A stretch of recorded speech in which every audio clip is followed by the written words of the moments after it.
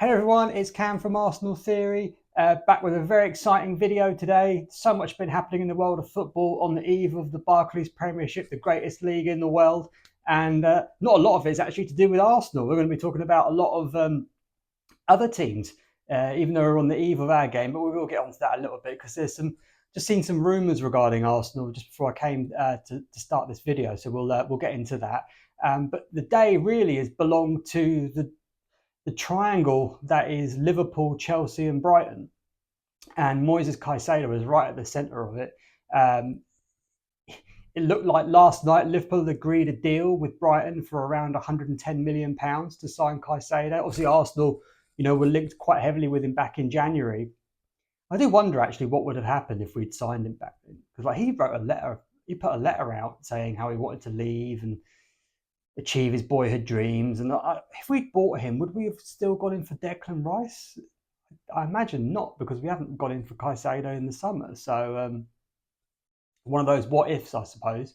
But it looked like Chelsea had really had the deal sewn up. They've been pursuing him for months now. And then right at the last minute, Liverpool swoop in.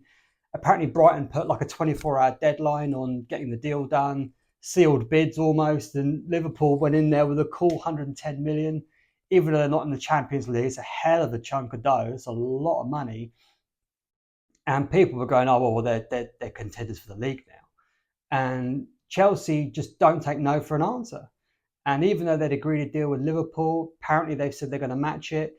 And Todd Bowley has taken on the negotiations directly himself. It's a bit like what happened with Mudryk. And there's been rumours that Caicedo has said to Liverpool that he'd rather join Chelsea. There's other rumours saying that he's just left it up to his agent to figure it all out and doesn't really know what to do. So I just hope the player himself. I mean, they're both good clubs wherever he ends up. I think Liverpool is probably maybe a better move for him, but if Chelsea have put all that legwork in and hard work in, they clearly want the player. They clearly have a plan for the player.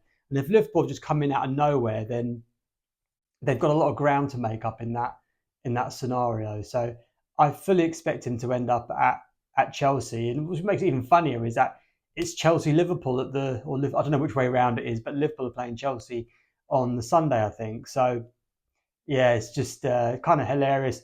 United fans, Arsenal fans, just sitting back, smoking a cigar, watching it all happen, and Brighton as well. Well done to them. They've got some incredible figures for some of their players over the last 18 months. And anyone trying to get Matoma or Ferguson out of there, forget it. You're going to need a horrific amount of money to be able to do those deals. So, but obviously, Brighton lost a huge chunk of their team now. I mean, that's McAllister and Caicedo. So hopefully, for their sake, their scouting network is still up to speed on it. So disappointment. It sounds like it's disappointment for Liverpool, but it's not over yet. I mean, Klopp even said in this conference, "Yeah, we've agreed a deal, but now we've got to do something with the player." And I think if you haven't been working the player behind the scenes, then it's going to be very, very difficult for you.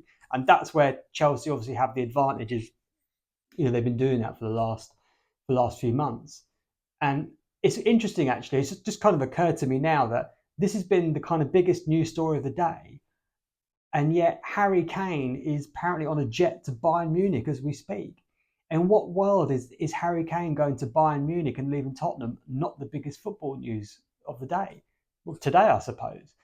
So much drama. Bayern have agreed a fee. It's sounding like around €100 million, £100 million, with 10 million in bonuses. I think it's a good move for him. I'm surprised he's not sticking it out and leaving on a free. But maybe he feels that's a bit unfair to Tottenham. But he doesn't owe Tottenham anything. And plenty of players have left for free. And I just can't imagine Bayern would be his number one destination. If he could go to any club, would it really be Bayern Munich? And I'm not saying that because they're a terrible club. They're an incredible team. I mean, if he joins them, they're going to be one of the favourites for the Champions League. So, but it's just, I know I've never kind of imagined him playing abroad, but I think him and Bayern would be a great fit. I think, he'll score tons of goals there. Spurs are in a terrible, terrible situation. because they've left it really late in the window.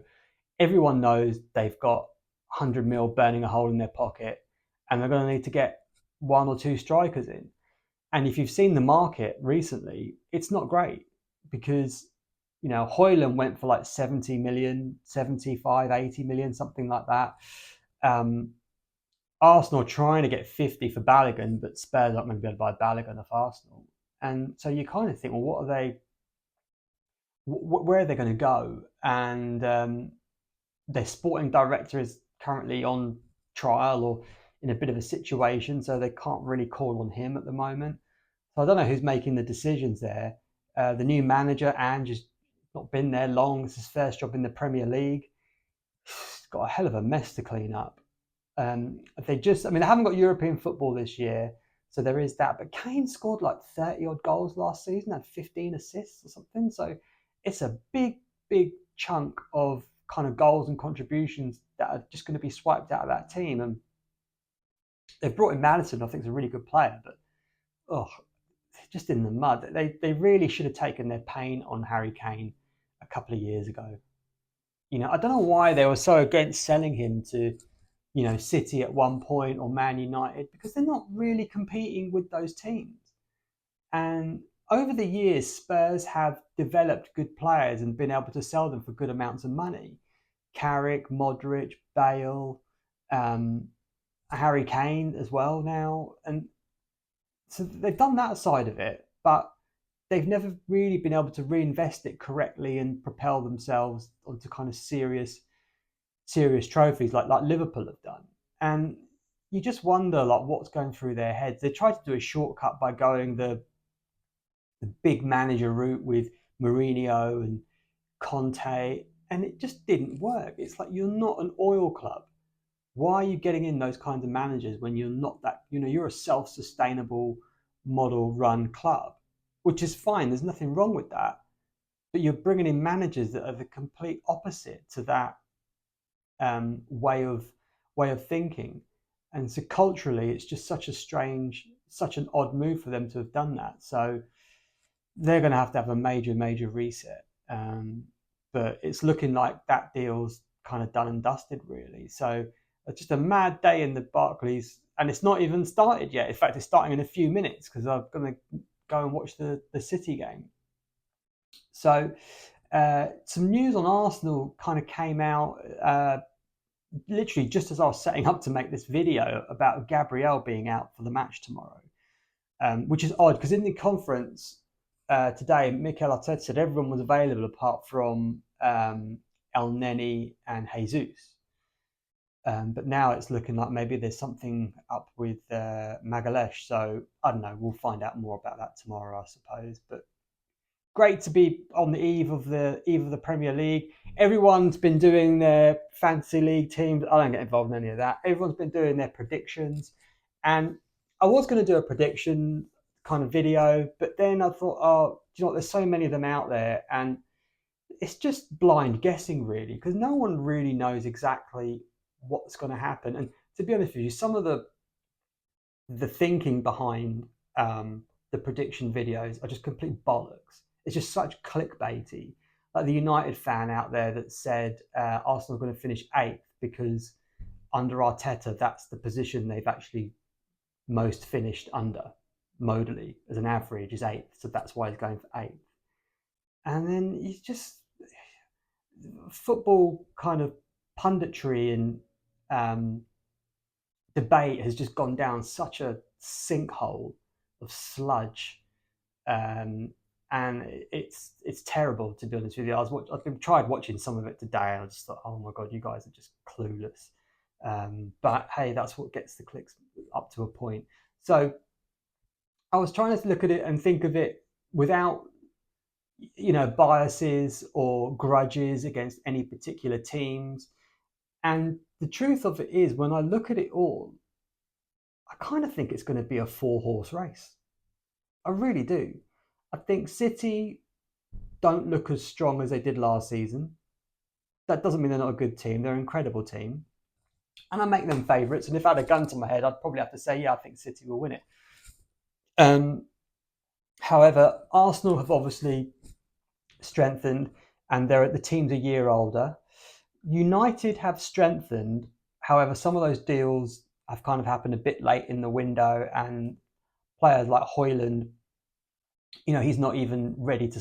He's injured basically, so that's going to be a bit of time for him. And I don't think they're done in the transfer market. I think they'll get the business done they need to get done, but they probably really would have liked to have got it done earlier.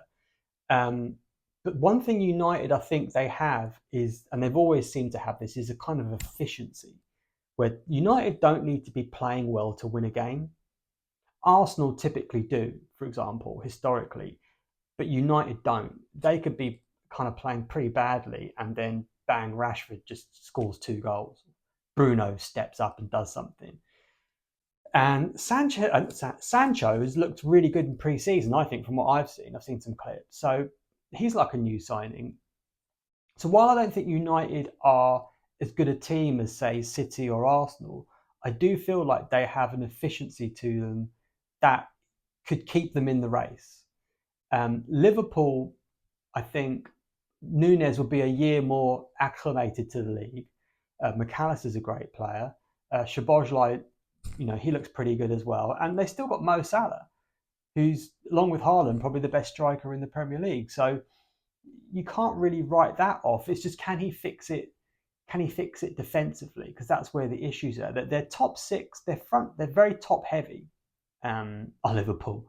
So it's, have they got it at the back, and they're moving? Are they moving Trent into midfield? So what are they going to do on the right side and stuff? So, but I think they could definitely put a run together where they could seriously kind of compete. So yeah, you've got City, Arsenal, United, and Liverpool, and I think I could really see all 4 teams just really being in the running come kind of March time, being in and around each other.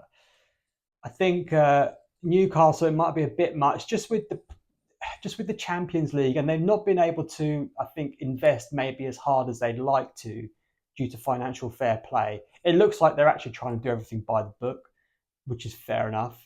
And people talk about Villa gate crashing. It's like, I really don't see that happening. I could be wrong, but I'm not sure about that. And Buendia has just done his ACL, poor guy. So that's going to be a problem for them. So that's kind of how I see the season going, and people change their predictions as well. People do these prediction videos, and then like 6 weeks in, they'll be changing it. It's like, well, it's just pointless then, really, isn't it? So but we've got the Arsenal game tomorrow against Forest. I'm still trying to figure out how I'm going to watch it because I'm driving up to the Peak District as the game is on. The wife has kind of said, "Oh, why don't we find like a pub somewhere and we'll go take the dog in and watch the game?" But I just know that might turn into a bit of a nightmare trying to find somewhere, because I don't even know where I'm going to be at 12:30. So yeah, we'll have to figure that one out. And I'm going to a game soon, which is great news. I'm going to be going to the Arsenal United match. I couldn't get tickets through my membership. That all went well quick. But I've got a United friend who's a season ticket holder, disabled season ticket holder at United, and has managed to get a ticket for the away end. And I'm basically going as his carer, and he does need a bit of help. So I'm not sure if we all sit in the same section in the disabled section, or if I'm right in with the United fans. It'll be weird to be right in with the United fans in my home ground, but hey ho, we'll see. We'll see how that goes. So I've got to go now because I want to try and catch the City game. So thanks very much for watching.